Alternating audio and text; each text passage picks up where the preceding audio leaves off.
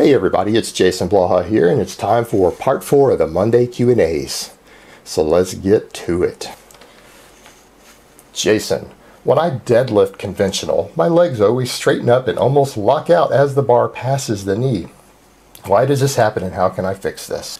Alright, you need to drop the weight down to about 50% of whatever you're using right now, and you need to learn how to deadlift starting completely over from ground one. You need to start going back to complete starting weights. And you need to learn how to pull backwards instead of up. And you need to learn to drive through the heels so that your ass isn't shooting up. Your whole technique needs to be redone.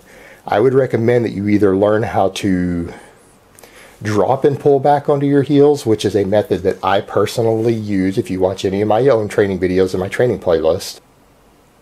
Or you need to learn to roll the bar. You need to do one of those two things to get the mental cue to learn to pull backwards instead of up, because if you pull straight up and you don't have your hips and everything set correctly, your hips are going to shoot up.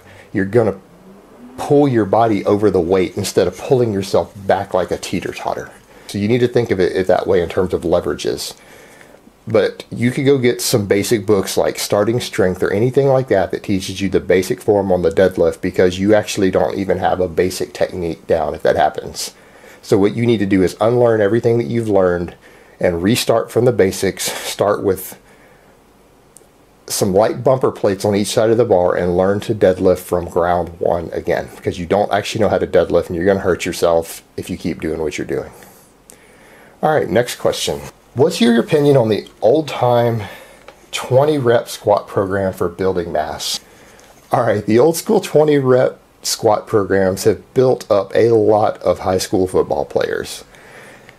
It's a time-proven method, but it is brutal. And for those who don't understand, what we mean the 20 rep squat program is you take your 10 to 12 rep max on your squat. You take a weight that if you were to hit 12 reps nonstop, you would fail on the 12th rep. And what you do, you get up to about 9 or 10 reps, and then you stop. And you keep the bar on your shoulders, but you do rest pause reps. And you rest 3 seconds, 4 seconds, 5 seconds, whatever it takes between reps. But you rest pause your weight all the way to 20 reps. And then you stop with that one set and maybe do some upper body work after that. But that's the 20 rep squat program. And this program has a lot of workload density and it has a lot of metabolic fatigue in it. As long as your calories are good and your rest is good, this is a very good way to put on a lot of size. It's brutal, it's hard, and it's old school and proven.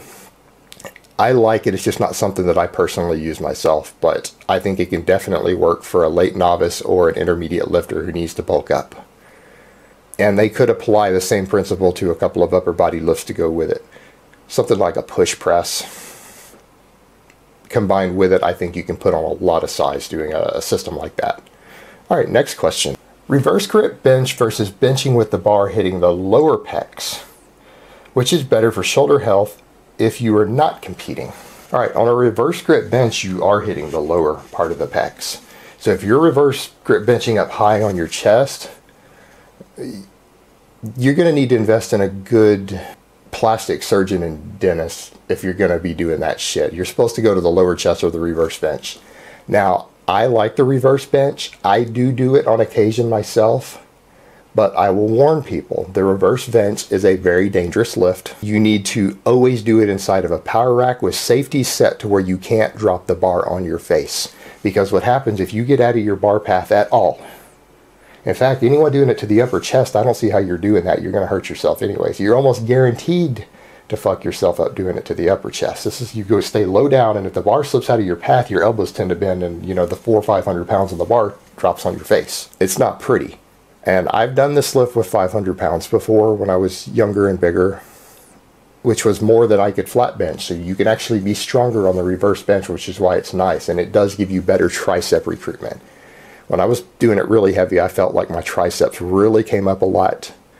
It's a very effective lift. It's an amazing lift. It's just not safe to do. So if you're going to do it, spend a lot of care with your safety. But as far as just a chest and tricep builder, it is massively effective. Just remember the safety aspects of it. Always do it inside of a rack. Be very aware of your safety pins. Wrap your wrists up and be very careful with it.